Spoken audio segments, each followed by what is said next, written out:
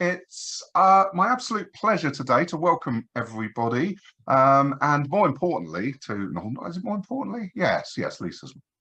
To introduce Lisa Ventura. Lisa is not only a visionary in the world of cybersecurity, but an individual that I've had a pleasure of knowing for quite a few years now, and we've had many discussions around mental health and neurodiversity.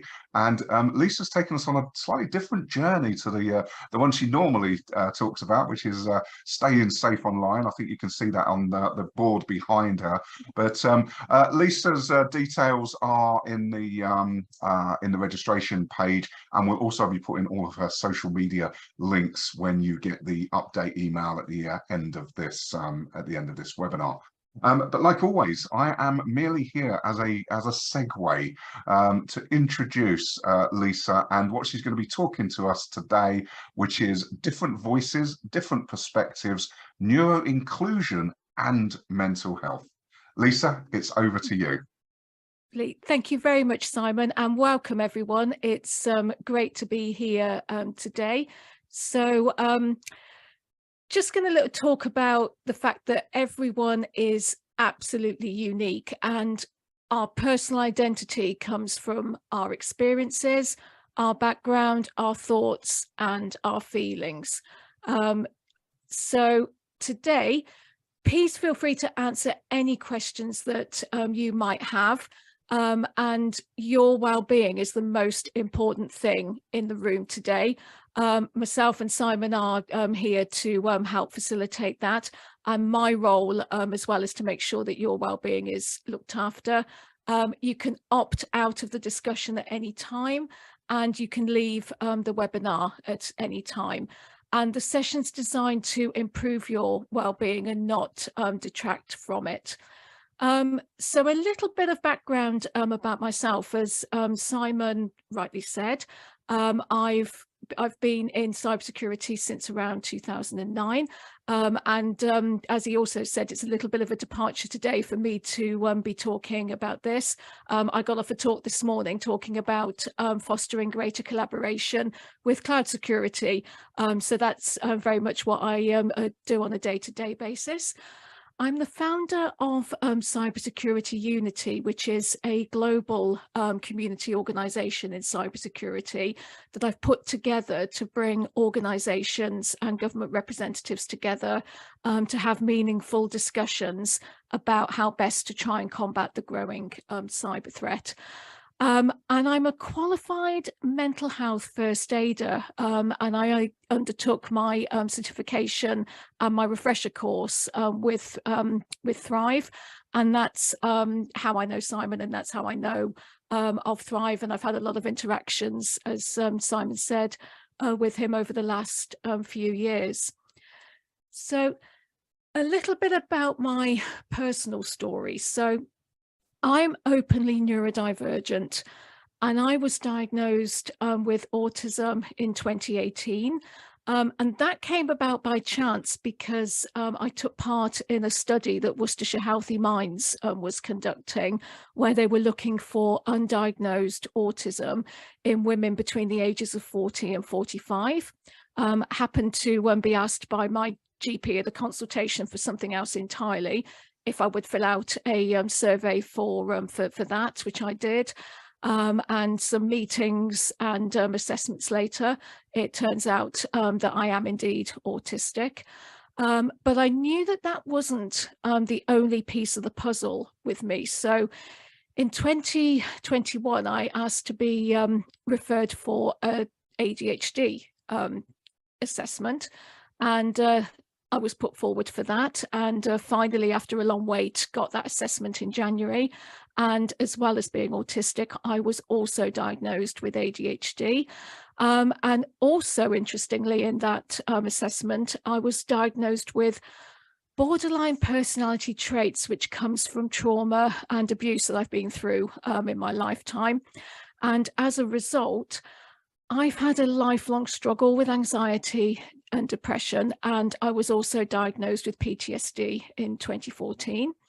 And I've also experienced some quite significant bullying and abuse in my work life and also in my personal life. And I believe that this is through being neurodivergent that I've been targeted in such a way. So I thought I'd start this off with talking a little bit about what is neurodiversity. Well, it's the concept that all humans vary in terms of neurocognitive ability. And for some, the variation between their strengths and weaknesses is more pronounced, which can be a huge advantage, but it can also be very challenging. And neurodivergent people tend to find some things very easy and other things incredibly hard. And this can often lead to an inconsistent performance at school or at work.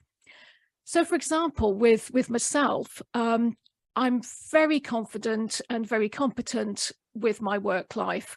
I can bang out the tasks, projects, everything that I do with no problems at all. But when it comes to simple things around the house, I can just completely lose it, and it frustrates my husband massively sometimes. And I believe that he absolutely deserves a medal for putting up with me. But he'll often say to me things like, "For goodness sake, just focus on one task. Don't move off to another." But my brain is always running at 1,000,000 miles an hour. And it's always, oh, I've got that task to do, or I've got that to do, or that's got to be done. And then this comes into the mix, and it's just a complete overstimulation in my brain all the time. And I'll often just put something down, completely forget about it, and move on to something else. And that's the struggle that I find, particularly with the ADHD side of the neurodiverse conditions that I have. So I do have a lot of those challenges, and a lot of people will say to me, you know, in your work life, you come across fantastically. You do all this great stuff. You write all these great pieces. You talk well, and at home it can go completely to pieces. So it's really true that you can find some things very, very easily, and yet other things you can find very challenging. So neurodiversity and mental health, I'm going to talk a little bit about, are they one of the same? Well, neurodivergence is a bit different from mental health conditions such as anxiety or depression. It doesn't appear suddenly in adulthood or after a pivotal experience, but the only exceptions to this are with conditions such as, say, schizophrenia, that often begins in someone's 20s or 30s. And from my own experience, what I've just described, particularly on the ADHD side of things, I can pick up on going way back to when I started school. So, for example, if I were to look back at all my report cards, it says things like, Lisa rushes all written work, Lisa doesn't keep quiet, Lisa doesn't sit still, Lisa's too much of a chatterbox, all those things that I can look back on now and think, aha, those were some pivotal things that I should have realized or picked up on a lot sooner, that could have pinpointed to my being, you know, diagnosed with ADHD. Similarly with the autism diagnosis I had, I can't bear a lot of overstimulation. So loud noises, bright lights, lots of noise and chatter and things like that. I just can't cope with. So I made the decision, actually even before my diagnoses, to work solely from home and just go to the odd meetings or the odd event or things like that. But I cannot cope with working full time in an office. Now, that's not to say that if I absolutely had to, I would go and do it. I did it for many, many years, and I could never work out why at the end of the week, I would be just so exhausted, spend the whole weekend trying to recover from that. And then by the time I had recovered, it's back to work and you do it all again the next week. Even a hybrid model doesn't work for me because I need that strong amount of decompression time after I've been in that kind of environment, just to get myself back onto an even keel again. Otherwise, I risk a lot of burnout or just feeling completely overwhelmed as a result. So even after this talk today, I will be decompressing. I've deliberately not booked anything else this afternoon, just so I can have that quiet time to get back on the on that even keel I really need. And research shows that anxiety and depression are a lot more common in some neurodiverse individuals. And that's certainly two key things that I've struggled with massively throughout my lifetime to varying degrees. So links with physical health when it comes to neurodivergency and mental health. So neurodivergent people are more than twice as likely as those who are neurotypical to have hypermobile joints, and they're also far more likely to experience pain on a regular basis. And they're also more susceptible, interestingly, research shows, to autoimmune illnesses and chronic conditions such as fibromyalgia. And in April last year, after experiencing some very, very strange painful symptoms and pain in different parts of my body that were just to move around, and a lot of exhaustion and other things that just couldn't be explained, I received a diagnosis of fibromyalgia.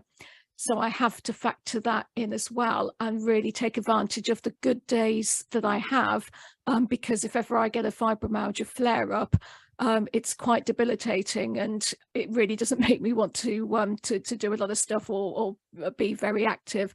So it's something that, on top of all the neurodivergent conditions that I have, I also have to look at managing on a day-to-day basis to make sure that I can be the best that I can be. So the cost of poor employee mental health, this can cost employers $56 billion a year, and the average cost of mental health in the workplace is $1,684 per employee per year, which is huge. And only 25% of neurodiverse employees feel financially secure and emotionally balanced. In the research as well that Deloitte produced, 50% of neurodiverse employees feel burnt out from work, compared to 38% for neurotypical employees. And just to give you some examples for myself, I could go on for weeks and months at sort of high speed and churning out projects and work and so on. And then I would just crash into a big period of burnout. And I would have to take some time just to go, no, I'm not taking on any more. My cup's overflown. I have to put on my own oxygen mask, which is an analogy that Thrive and Simon talk about a lot, which is you can't be of any good to helping others unless you put on your own oxygen mask first. And that comes down to if you're in an airplane and there's a situation that the mask come down, they always say get your own oxygen mask on before you look to helping anybody else. And that's so important when dealing with burnout and just trying to manage your mental health and how you might be feeling. So let's have a look at some of the stats when it comes to neurodivergency and mental health. So employees with autism and or ADHD are 30% more likely to have chronic employment issues. And I can attest to that firsthand because I've been in situations where I've experienced quite significant bullying in the workplace. And that's made me want to then move on and leave organizations. And 60% are more likely to be fired from a job. 3 times people are more likely to quit a job impulsively, and 70% of neurodivergent employees will often experience mental health issues, which has led to calls for better employer support.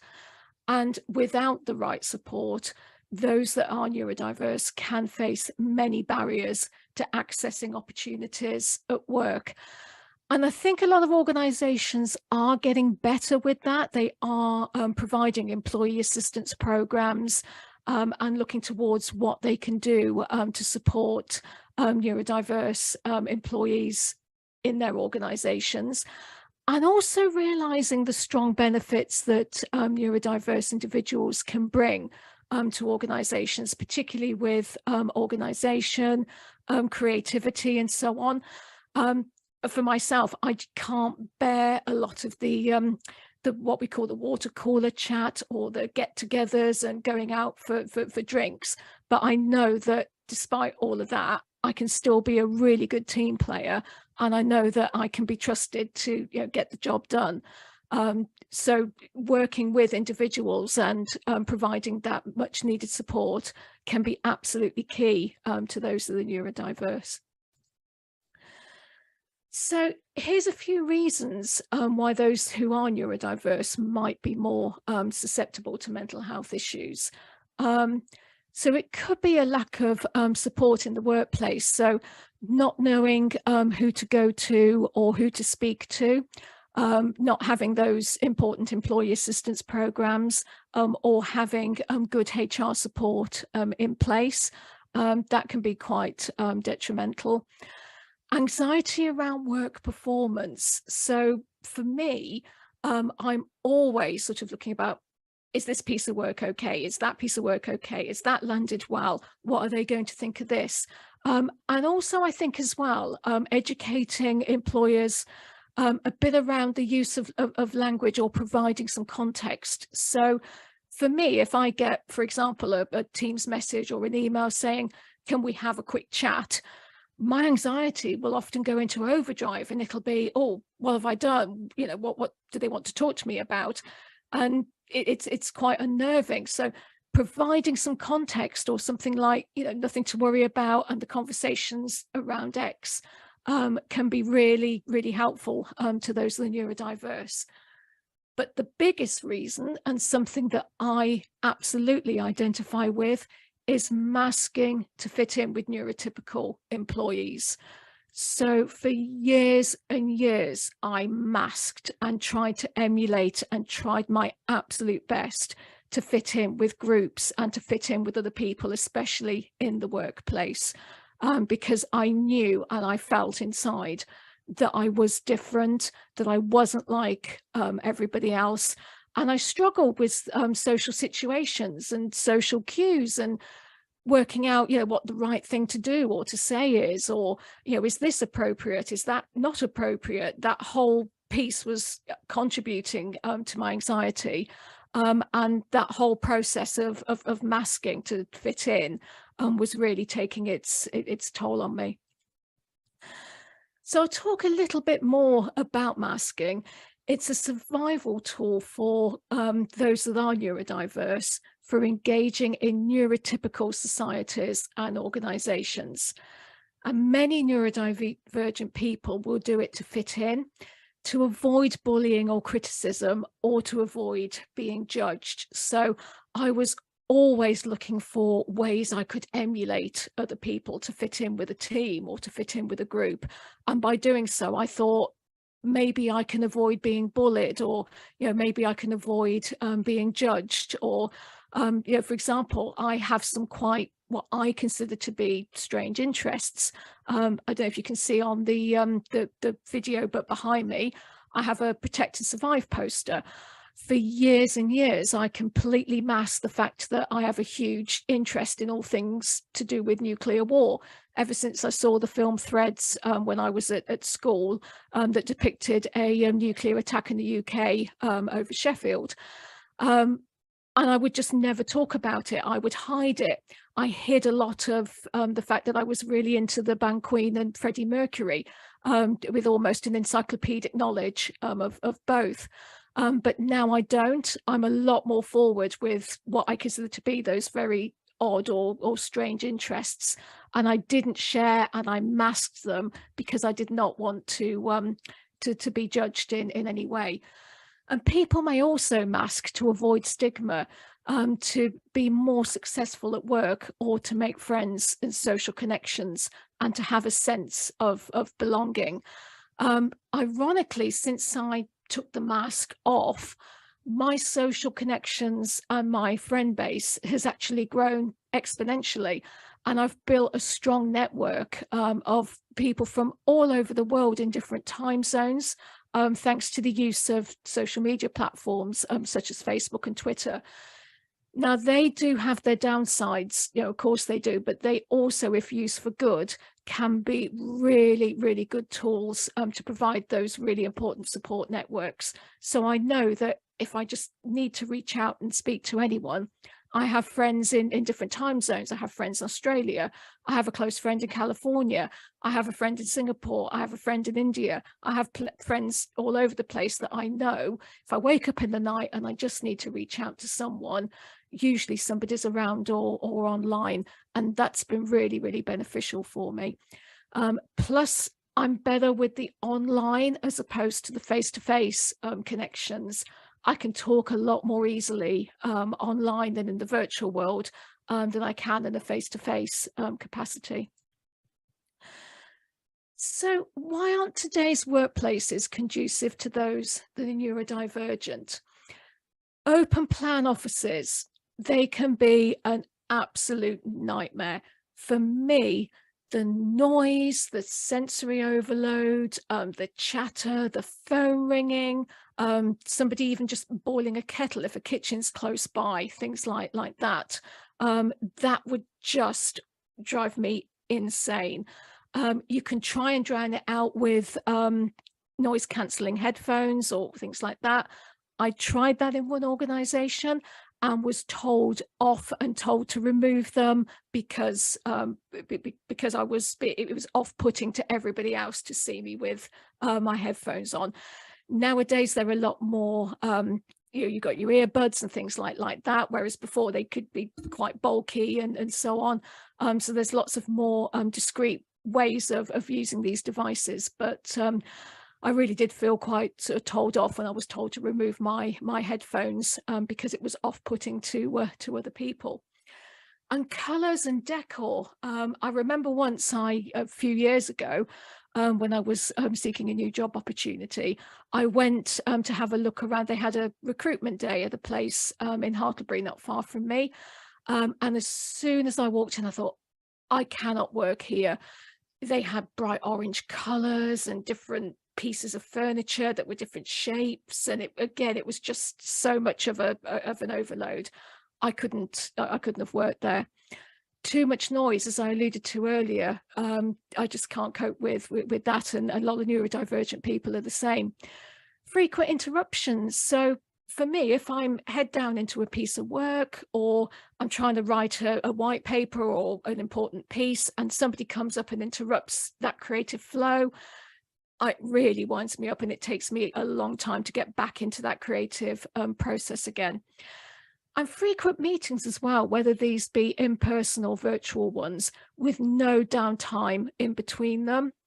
I find those quite jarring. And like I just mentioned earlier, I've made sure that this afternoon is clear of things like that, for example, just to give me that much needed downtime. And I'm always really careful about making sure that even if it's just a virtual call, I have a bit of time before and after to decompress my thoughts from that call if I need it. So how can you support those that are neurodiverse in the workplace? So be as supportive as you can with workplace adaptation requests, such as things like flexible working hours or working from home and hybrid working. Certainly since the pandemic, working from home options and a mix of hybrid working, organizations have taken that on board now. And even if they've transitioned a lot of their staff back to an office space, it may be with hybrid working models, so a couple of days in the office and the rest of the time at home, or working solely from home. I've made a personal choice to work from home solely because that's where I feel I do my best work. In my own space, and I can keep the decor to how I want, the furniture to how I want, and the noise levels by and large to how I want as well. Consider providing breakout or quiet spaces. And this is something I'm actually having a discussion with conference organisers about, because I like to go to a lot of conferences within the cybersecurity industry, so InfoSec or UK Cyber Week and the National Cyber Show and things like that.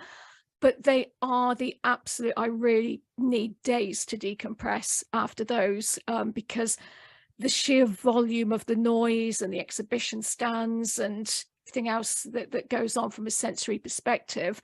I've been having those discussions about conference organisers providing quiet spaces or breakout rooms for attendees that are neurodiverse.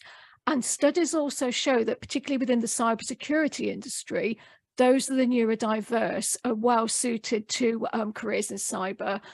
So providing those spaces, I think, would be of great advantage and allow more people to consider going to them. There's one or two that, as much as I would love to go to, like InfoSec in June, it's just far, far too much for me to deal with, unless there are those quiet spaces that I can retreat into, even if it's just for a few minutes, to just go, okay, I just need that quiet time, and then I can get back out into the room. And again, be mindful of things like bright colours or patterns in the office.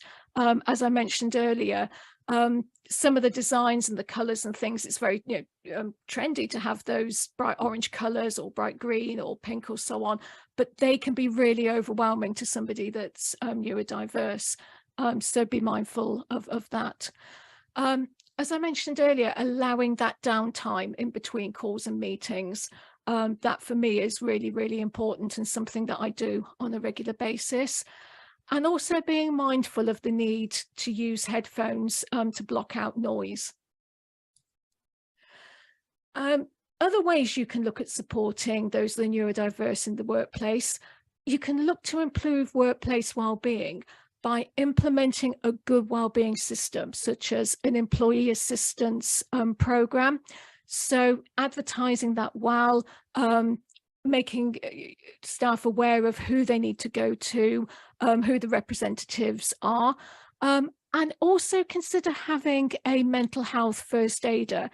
Every organisation has to have a first aid certified person. I see mental health as being just as important, if not more important, and having those individuals and being able to promote who they are is key, so that people know that they can go to those people if they're struggling and they just need to talk a bit or get a few things off their chest. And as mental health first aiders, we can then signpost people to relevant resources and so on that may be able to help them. I became a mental health first aider because not only because I was subjected to a lot of bullying and abuse within the cybersecurity industry, but I saw a lot of other people within the industry being subjected to it. So I became a mental health first aider to be able to help those that also were going through it as well. When I went through it, it was the most soul-destroying thing I could imagine. And I don't want anybody else to have to go through that. Another thing you can do is display appropriate support literature and signpost that regularly so people know where to go for that information. Providing clear information of what and who to go to get that vital support. And all this will help neurodivergent individuals feel much more confident and secure in their roles. Encourage openness. So, have those open discussions, about mental health, and have those discussions with neurodivergent individuals about what suits them. And bear in mind, there is no one size fits all. So what would support me won't necessarily support another neurodiverse individual. Everyone is different. So having those discussions is absolutely key. And treat every employee equally, whether they're neurotypical or neurodiverse. If everybody has the access to the same support and knows where they can go for that support, all the better. And talk about differences to help those that are neurodiverse feel much more supported in the workplace. I've had conversations recently with Qualitas, the organisation I'm working for at the moment, and they're incredibly supportive of my recent ADHD diagnosis and know what I need to be able to do really well in my role and deliver my best work. And that's what it's all about. If you can make people feel really comfortable and secure and know that they can deliver the very best pieces of work that they can for you, that is just that's a utopia that I would love to see all organizations get to, hopefully very soon. So some other ways to help accept that neurodivergence is a part of human diversity. As I just said, we're all different and there is no one size fits all.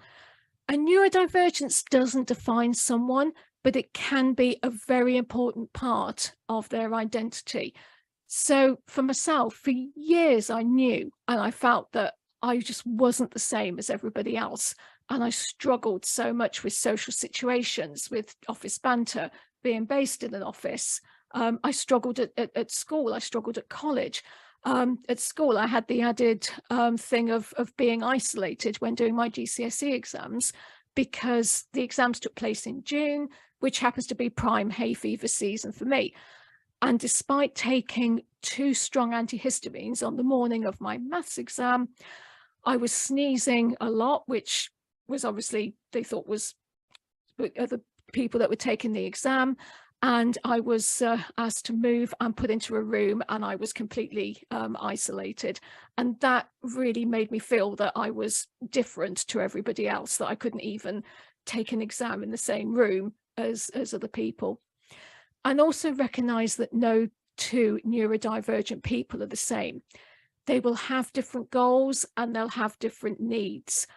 So as I said earlier, where I can cope in a work situation, I need support in the home. And I often will ask my husband for things that you might probably think, why on earth can't she do that? Or why on earth does she need to ask that? But I can't seem to get the 2 to work in tangents. So where I need support is things within the home. So recognize that no 2 neurodivergent people are the same. Advocate for practices in your workplace that accept and accommodate neurodivergence. And this is a really important one, but can be really difficult to do. Speak up if you hear or see someone prejudiced against someone who is neurodivergent. Be that really important ally for neurodivergent people. Just by telling them that they can come to you if they need to talk or need some help, that can be of just such a huge help to them, and it certainly is to me. And celebrate those that are neurodivergent in the workplace. They're different, they're not difficult, and if that support structure can be put in place, it can really, really pay dividends, and neurodivergent individuals can be a great asset to any organization. So that's it from me. I'll be happy to take some questions or comments or answer what I can. And I'll hand back over to Simon. Thank you so much, Lisa. I mean, that was incredible. And even though we've, spoken many times, I still, when you talk about your personal journey, it's an incredible, I guess, revelation that you've come on, this realization that it's okay that I'm not going to go and be sociable. I'm not in a bad way. I don't mean that, but it's like, I'm going to do what's best for me. And that takes a lot of courage, doesn't it? It does, Simon. And I like going to conferences and events and things, and I've done them and I do them, but it is at a great cost, and I have to factor in that downtime, and I have to just be mindful of a couple of days before, a couple of days after. And it is a discussion I am having with a lot of conference organizers to provide those quiet spaces. And as I said, in the cyber industry, there are a lot of neurodiverse people, and I know neurodiverse people that won't go because there just isn't those quiet spaces that they can retreat to when they need to. Yeah, it's such an interesting concept, because, as you say, before you have that realization, or before that you have that sort of cognizance that you're going to do things differently, most of us would have just carried on doing the same old thing, getting the same old overwhelm, and then not actually realizing it. But I think you're standing up for it is very inspiring. And it looks like there's a couple of individuals in the chat who's Rebecca said, you did an incredible job. Speaking openly and honestly allows others to feel that they can do the same. I think that's really, really important. And Mandy said she knows you as a friend, which is lovely, but they realized they realized as a family over a number of many years that despite no official diagnosis, most of her family members are neurodivergent. And she goes on to cite the recent documentary from Chris Packham. I don't know if you've Yes. seen that at all. Have you? I confess, I've got them recorded, but I haven't had the chance to watch them yet. But I have heard a lot of good things about those documentaries. So I'm going to find some time to watch the two together, again, with that bit of downtime before and after. And that's why I've not done it yet. It's like, no, I need that before and after downtime to compress what I've seen and heard. So, yeah. You'll also need some tissues as well, especially if you watch the Murray video, which is just incredible. And Charlotte said, thank you, Lisa, really helpful. She's going to be using this info to support employees in the business she works for, and also her son, which I think is really important, because although we're talking, both of us, a lot around workplaces, this is really something that we can use on our friends and family as well, isn't it? Just those reasonable adjustments. Absolutely. I can tell you my story from my perspective, in terms of, I was obviously diagnosed quite late in life. I was in my mid-40s when I was diagnosed with autism, and recently, last month, with ADHD and BDP traits. My parents don't know about my ADHD diagnosis because, unfortunately, I'm estranged from them. But when I was diagnosed as autistic, I had the diagnosis in hand, in writing. I told them about it, and my dad just nastily threw it down and said, no, you can't possibly be autistic.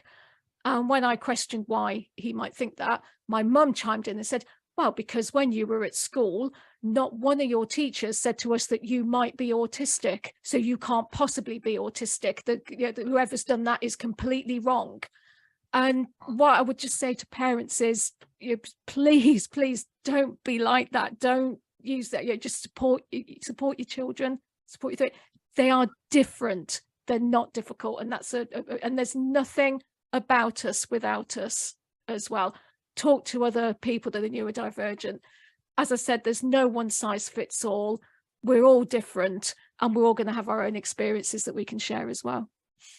It's brilliant. Yeah, and Charlotte's just said she's constantly fighting for her son in his school, and that's we see that a lot. There's only so much funding, and there's a lot of individuals now sort of thinking, oh, people are jumping on the ADHD bandwagon. It's like, well, no, people are recognizing the signs and the symptoms now, not only later on in life, but actually that that they are present in school. But a lot of individuals are masking, as you clearly did when you were growing up as well. Absolutely. That's all I knew. I just kept masking myself to fit into this work group or that group, or be able to do that activity. It was constant, having to mask all the time. And I don't do that so much now. I said, this is what I need to thrive, no pun intended, and to be as good as I can be. And those are the things that I've put in place. It's absolutely brilliant. And Rebecca sounds who's working for an amazing organisation, Susanne, been self-diagnosed for ADHD for a while now, currently going through the official assessment. However, she's using that so she can explain the unique differences in working styles. But the company have developed a working group around this, which I think is amazing progress, isn't it? Absolutely is. And if you can get your organisation on board with this and get a working group together, or a small steering committee or something like that, and really champion it in the workplace, I would love to see all organisations do that. And I really believe all organisations, no matter what their size, should have a mental health first aider. I think we've got our regular first aiders. It's just as important, if not more. They should have a mental health first aider in every organisation, regardless of size. Completely agree. And I mean, we're actually, as you know, we're sort of rolling out our neurodiversity in the workplace training across quite a large number of public sectors and private sectors at the moment. And I think it's that whole thing, isn't it? We started to look after people's mental health, and now actually starting to look after their work practices, their work styles, and saying that how important it is just to and we've got to remember that those reasonable adjustments that you make for neurodiverse individuals will help everyone. If there's no signs to go to the toilet, whether you're neurodiverse or otherwise, you need a sign to go to the toilet. These things will help everyone. It's not about you know, singling people out. It's about making sweeping changes in an organization that's going to help everybody as well. So and we've got a lovely conversation going on in the chat really around neurodiversity isn't a measure of intelligence for academia. It's behaviors and traits that we need to make allowances for. Absolutely.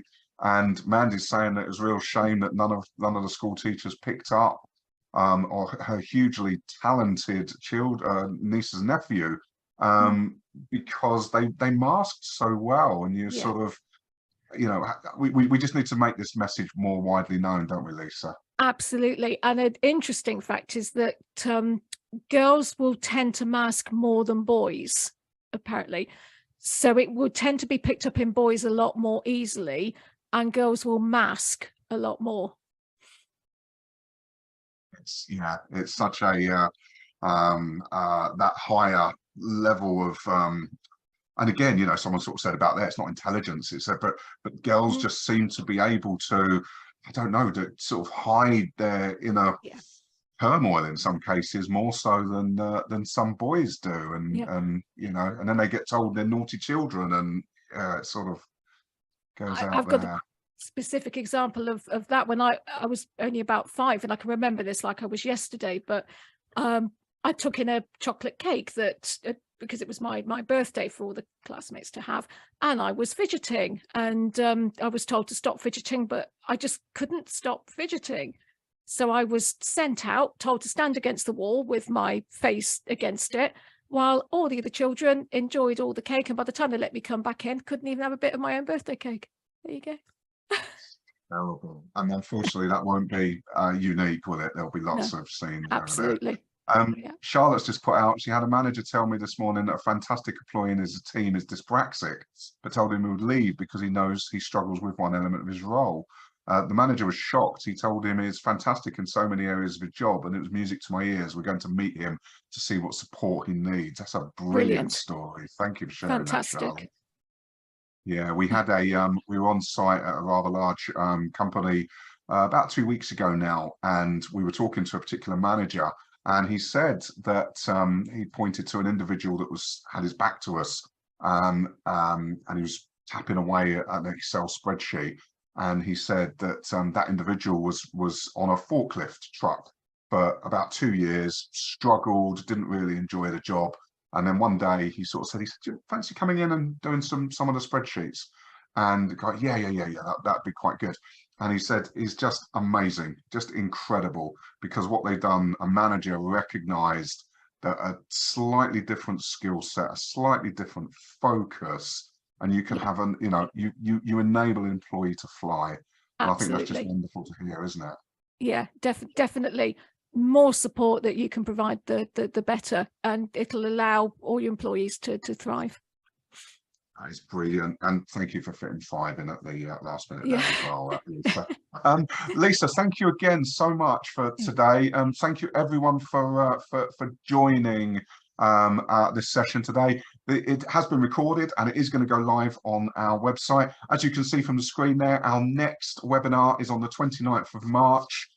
In 2023, and it's going to be looking at healthy boundaries on social media. I know I need that, and I do see young Lisa there occasionally going onto Twitter quite a lot, but it's good in small measures, isn't it, Lisa? Yeah, it is.